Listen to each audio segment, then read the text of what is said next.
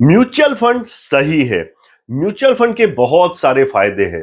Mutual fund के through आप छोटे से छोटा इन्वेस्टमेंट कर सकते हैं और छोटे से छोटे इन्वेस्टमेंट के थ्रू भी बहुत सारी कंपनियों में इन्वेस्ट कर सकते हैं। आप अपने पोर्टफोलियो को डाइवर्सिफाइड पोर्टफोलियो और कम रिस्क वाला पोर्टफोलियो बना सकते हैं। उसके अलावा म्यूचुअल फंड आपको एक फंड मैनेजर देता है जो अपने फील्ड में एक्सपर्ट होता है। तो म्यूचुअल फंड के बहुत सारे फायदे हैं, लेकिन आपका म्यूचुअल फंड का पोर्टफोलियो ग्रो हो रहा है, नहीं हो रहा है, उसका क्या रीजन है? अच्छे म्यूचुअल फंड कैसे सिलेक्ट कर सकते हैं? और वॉरेन बफेट जैसे एस इन्वेस्टर्स म्यूचुअल फंड के बारे में क्या बोलते हैं? उनके हिसाब से अच्छे म्यूचुअल फंड कौन से हैं, देखेंगे हम आज के इस वीडियो में।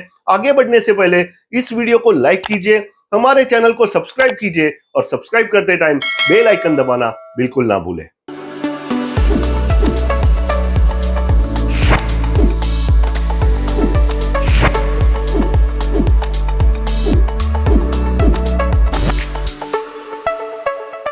म्यूचुअल फंड सिलेक्शन में सबसे बड़ा प्रॉब्लम यह है कि बहुत अलग अलग तरह के म्यूचुअल फंड मार्केट में अवेलेबल है और बहुत सारी कंपनियां भी अवेलेबल है।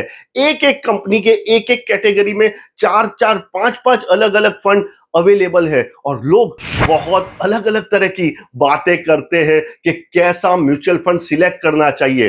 कोई बोलता है कि फंड का परफॉर्मेंस देखना चाहिए, कोई बोलता है कि फंड मैनेजर को देखना चाहिए, कोई बोलता है कि कितनी एसेट अंडर मैनेजमेंट है वो देखना चाहिए, तो कोई बोलता है कि इन्वेस्टमेंट स्टाइल देखनी चाहिए। तो हजार लोग हजार तरह की अलग अलग बातें करते हैं। अगर मैं म्यूचुअल फंड की 50 कैटेगरी भी पकड़ता हूं, यानी 50 म्यूचुअल फंड ही पकड़ता हूं, हालांकि मार्केट में 200 250 या उससे भी ज्यादा अलग अलग म्यूचुअल फंड अवेलेबल है, लेकिन मैं सहूलियत के लिए सिर्फ 50 म्यूचुअल फंड पकड़ता हूं और हर म्यूचुअल फंड में 6 या 7 क्राइटेरिया पकड़ता हूं, तो आपको टोटल 300 350 क्राइटेरिया एनालाइज करने पड़ेंगे म्यूचुअल फंड सिलेक्ट करने के लिए, और ये आपके लिए पॉसिबल नहीं होगा। और बाय एनी चांस आप ये पॉसिबल कर भी लेते हैं तो ये सब करने के बाद आपका एडवाइजर आपके पास आता है और आपको बोलता है कि सर ये पर्टिकुलर फंड में 40% रिटर्न दिए हैं तो आपको इसमें ही इन्वेस्ट करना चाहिए। तो आप सब कुछ भूल जाते हो और उस फंड में इन्वेस्ट करते हो और इस तरह से आपका म्यूचुअल फंड का पोर्टफोलियो बनता है। तो at the end of the day जब आप रिटर्न्स देखते हो तो पूरी इक्विटी मार्केट ग्रो कर रही होती है, लेकिन आपका म्यूचुअल फंड नहीं ग्रो कर रहा होता है। तो यहां पे मैं आपको सिर्फ चार चीजें बताऊंगा एक अच्छा म्यूचुअल फंड सिलेक्ट करने के लिए, और ये चार स्टेप इतने सिंपल है कि कोई भी इसको फॉलो कर सकता है। और मैं आपको ये भी बताऊंगा कि आपको बहुत सारे अलग अलग क्राइटेरिया क्यों एनालाइज करने की जरूरत नहीं है। उसके अलावा मैं कुछ ऐसे म्यूचुअल फंड बताऊंगा कि जो आपके म्यूचुअल फंड के पोर्टफोलियो बहुत ज्यादा स्ट्रॉन्ग कर देंगे। तो शुरू करते हैं, क्या क्या क्राइटेरिया आपको देखने हैं म्यूचुअल फंड सिलेक्ट करने के लिए। सबसे पहला, कोई भी म्यूचुअल फंड जो आप सिलेक्ट करते हो वो मार्केट में कम से कम 5 साल पुराना होना चाहिए। हाँ दोस्तों, कोई भी म्यूचुअल फंड आप सिलेक्ट करते हो वो आप देखो कि वो 5 साल से मार्केट में है या नहीं। आप 1 या 2 साल पुराना या 3 साल पुराना म्यूचुअल फंड सिलेक्ट ना करें, क्योंकि एक म्यूचुअल फंड को जज करने के लिए उसको रीजनेबल टाइम देना जरूरी है। यह देखना जरूरी है कि म्यूचुअल फंड बहुत सारे क्राइटेरिया पे खरा उतर रहा है या नहीं उतर रहा है, और उसके लिए उसको एक लंबा टाइम देना जरूरी है। क्योंकि जब म्यूचुअल फंड लॉन्च होता है तो 1 या 2 सालों में कई बार अच्छा भी परफॉर्म कर जाता है क्योंकि मार्केट अच्छा परफॉर्म कर रहा होता है, लेकिन लॉन्ग टर्म में उसका वो परफॉर्मेंस सस्टेन नहीं कर पाता है। म्यूचुअल फंड में आप दूसरी चीज देखोगे रिटर्न्स, है ना? नहीं, आप यहीं पे बहुत बड़ी गलती कर देते हैं कि म्यूचुअल फंड का सीधा रिटर्न्स देखना शुरू कर देते हैं। रिटर्न्स देखना जरूरी है, लेकिन रिटर्न से पहले आता है रिस्क। आप कितना रिस्क लेते हो वो बहुत ज्यादा जरूरी है, और उसमें बहुत ज्यादा तामझाम आपको नहीं करना है।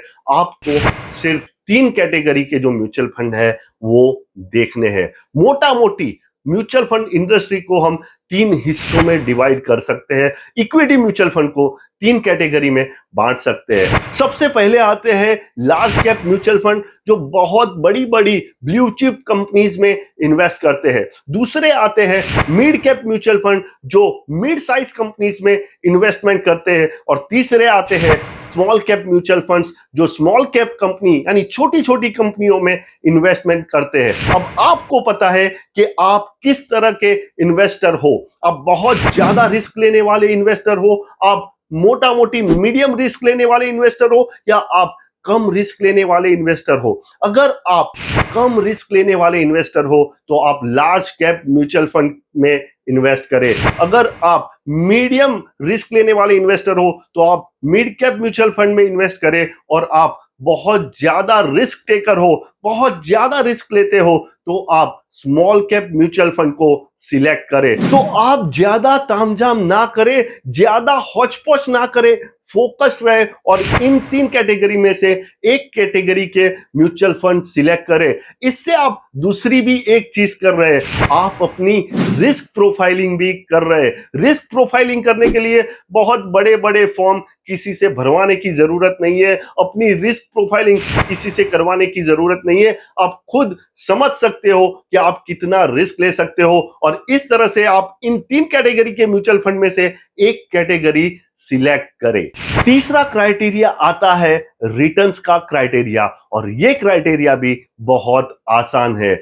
हम लोग म्यूचुअल फंड में कम रिस्क के साथ अच्छे रिटर्न्स मिले उसके लिए इन्वेस्टमेंट करते हैं। तो आप जो भी कैटेगरी सिलेक्ट करते हो, large cap mutual fund, mid cap mutual fund या स्मॉल कैप म्यूचुअल फंड, इन 3 कैटेगरी में से जो भी कैटेगरी सिलेक्ट करते हो, उस पर्टिकुलर कैटेगरी में पिछले 5 साल में किन 5 म्यूचुअल फंड ने सबसे ज्यादा रिटर्न्स दिए हैं, वो आपको सिलेक्ट करना है, वो आपको देखना है। तो इस तरह से म्यूचुअल फंड सिलेक्शन में जो सबसे इंपॉर्टेंट होते हैं रिटर्न्स, उसको भी आप फुलफिल कर दोगे। म्यूचुअल फंड सिलेक्शन का आखिरी क्राइटेरिया आता है अगेन रिस्क पे।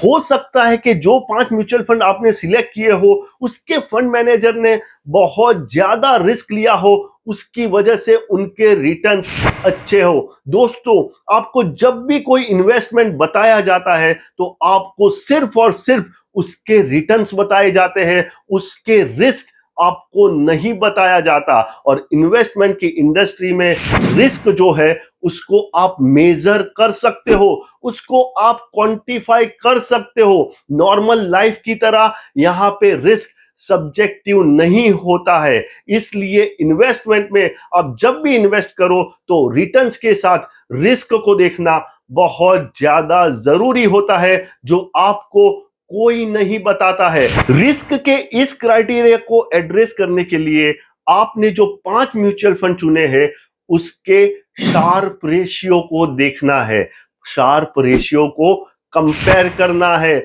जिस म्यूचुअल फंड का शार्प रेशियो सबसे ज्यादा, वो म्यूचुअल फंड सबसे अच्छा। जिस म्यूचुअल फंड का शार्प रेशियो कम, वो म्यूचुअल फंड उतना अच्छा नहीं होता। शार्प रेशियो आपको पर्टिकुलर रिटर्न जनरेट करने के लिए कितना कम या ज्यादा रिस्क लिया गया है वो दिखाता है। तो शार्प रेशियो को देखना किसी भी म्यूचुअल फंड सिलेक्ट करने से पहले बहुत ही इंपॉर्टेंट होता है, और ये आपको कोई नहीं बताता। तो इस तरह से आपको सिर्फ और सिर्फ 4 क्राइटेरिया देखने हैं म्यूचुअल फंड को सिलेक्ट करने से पहले। सबसे पहला, वो म्यूचुअल फंड मार्केट में 5 साल से पुराना होना चाहिए। दूसरा, आपको अपने रिस्क के प्रोफाइलिंग के हिसाब से लार्ज कैप, मिड कैप या स्मॉल कैप म्यूचुअल फंड को सिलेक्ट करना है। उस पर्टिकुलर कैटेगरी में सबसे ज्यादा रिटर्न देने वाले 5 म्यूचुअल फंड को आपको सिलेक्ट करना है। और लास्ट, आपको उस 5 म्यूचुअल फंड के शार्प रेशियो देखने हैं। जिस म्यूचुअल फंड्स का शार्प रेशियो ज्यादा, वो म्यूचुअल फंड ज्यादा अच्छा। तो इस तरह से आप बेहतरीन म्यूचुअल फंड्स चुन सकते हो, सिलेक्ट कर सकते हो। लेकिन आप बोलोगे और भी तो बहुत सारी चीजें बताई जाती है म्यूचुअल फंड सिलेक्ट करने के लिए, कि जैसे कि फंड मैनेजर कैसा है, एसेट अंडर मैनेजमेंट कितनी है, फंड का क्या इन्वेस्टमेंट स्टाइल है, एक्सपेंस रेशियो कितना है, ये सब चीजें भी तो देखनी चाहिए। लेकिन मैंने जो ये 4 क्राइटेरिया आपको बताए हैं वो मोटा मोटी सभी चीजों को, सभी प्रॉब्लम्स को एड्रेस कर देते हैं। जैसे कि फंड मैनेजर कैसा है उस पर डिपेंड नहीं करता है, वो फंड का रिटर्न अगर अच्छा है तो आपको उसमें इन्वेस्ट करना चाहिए। दूसरा, एसेट अंडर मैनेजमेंट जनरली 5 साल में अच्छी हो जाती है, और अगर आप 5 साल वाला क्राइटेरिया फॉलो करते हो तो उस फंड को जज करने के लिए जितने भी क्राइटेरिया जरूरी है वो आप देख पाते हैं। एक्सपेंस रेशियो मोटा मोटी सभी फंड्स का एक जैसा ही होता है और उससे ज्यादा फर्क नहीं पड़ता।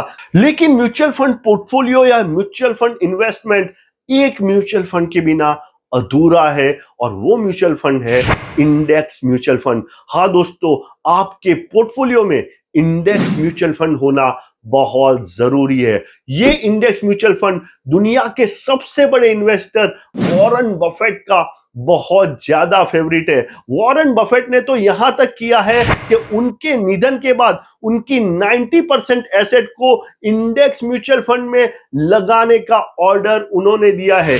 वॉरेन बफेट ने एक बार अमेरिका के फंड मैनेजर्स को चैलेंज दिया कि कोई फंड मैनेजर का परफॉर्मेंस इंडेक्स फंड के परफॉर्मेंस को बीट नहीं कर सकता। 9 से 10 साल का समय लिया गया और कुछ फंड मैनेजर ने इस चैलेंज को एक्सेप्ट किया, लेकिन वॉरेन बफेट इस शर्त में जीत गए और सही में किसी भी फंड मैनेजर का परफॉर्मेंस इंडेक्स फंड के परफॉर्मेंस को बीट नहीं कर पाया। अब इंडेक्स फंड क्या होता है? इंडेक्स फंड आपके इंडेक्स को हूबहू कॉपी करता है।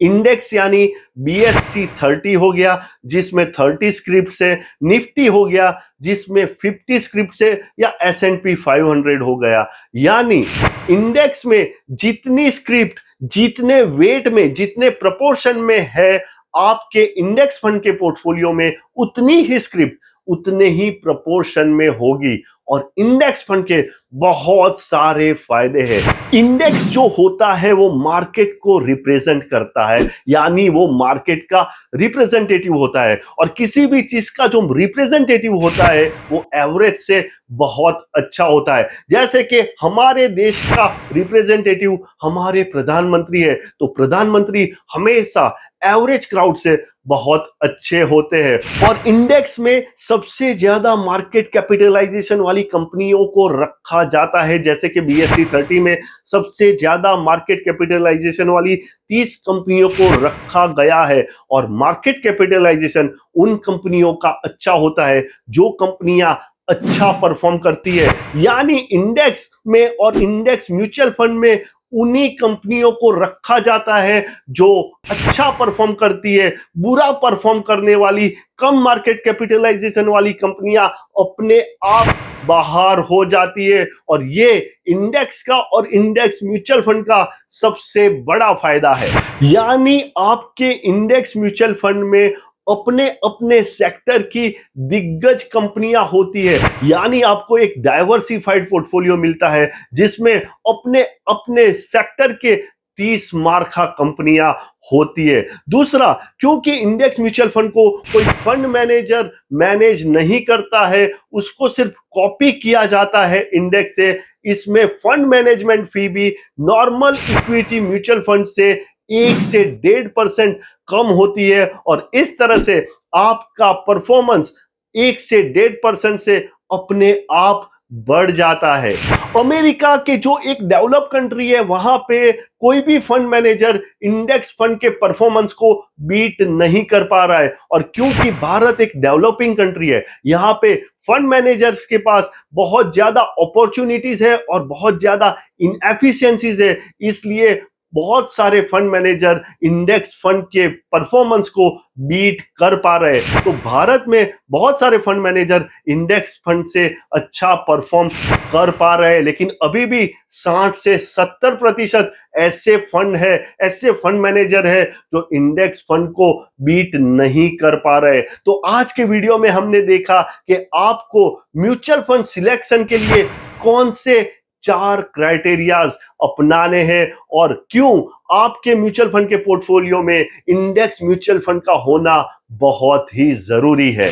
दोस्तों, सिक्योरिटी और exchange board of India SEBI ने आम इन्वेस्टर्स के हितों की रक्षा के लिए बहुत ज्यादा कदम उठाए हैं और आपकी भी ये जिम्मेदारी बनती है म्यूचुअल फंड में इन्वेस्ट करने से पहले ऑफर डॉक्यूमेंट्स को जरूर पढ़े। और आप अगर ये चाहते हैं कि आपके सभी दोस्त, आपके सभी जानने वाले कम रिस्क लेने वाले और अच्छे रिटर्न्स देने वाले म्यूचुअल फंड में इन्वेस्ट करें, तो इस वीडियो को उनके साथ जरूर शेयर करें। इस वीडियो को लाइक कीजिए, हमारे चैनल को सब्सक्राइब कीजिए और सब्सक्राइब करते टाइम बेल आइकन दबाना बिल्कुल ना भूलें। अपडेटेड रहिए, इंफॉर्म्ड रहिए, क्योंकि दुनिया बदल रही है।